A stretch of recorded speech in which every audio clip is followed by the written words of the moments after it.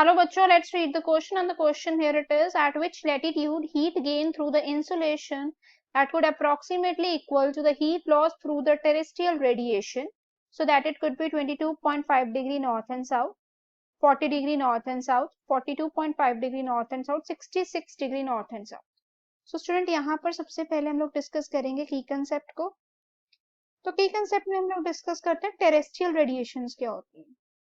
ठीक है, जो टेरेस्ट्रियल रेडिएशंस हैं, these particularly refer to the long wave electromagnetic radiation. Long wave electromagnetic radiations, ठीक है, जो ओरिजिनेट कहां से होती हैं? अर्थ से। That could originate from earth and in atmosphere. ठीक है, तो ये जो रेडिएशन है ये एमिट किससे करती है? नेचुरल रेडियो एक्टिव मटीरियल से।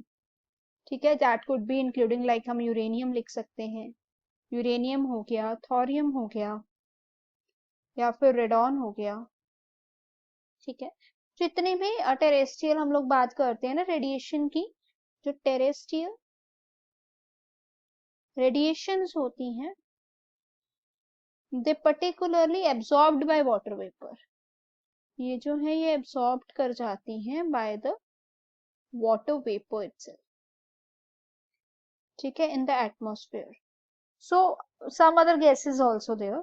सो जो लैटिट्यूड है, the latitude that particularly responsible here, that is responsible for the temperature around the earth, that is responsible for the temperature that could be here around the earth. ठीक है, area that are close to the equator receive more heat. ये तो हमें पता है ना कि जो एरियाज जो हैं, जो इक्वेटर के पास होते हैं, नियर टू इक्वेटर है, वहां पर क्या होती है? There could be more heat, ज्यादा हीट होती है as compare to the areas जो कि पोल के पास है। सो आइसोलेशन जो है वो near the equator but disperse near the pole होती है। हम लिख सकते हैं कि जो आइसोलेशन होती है, ठीक है, वो कंसंट्रेशन होती है, कंसंट्रेटेड होती है इक्वेटर पे,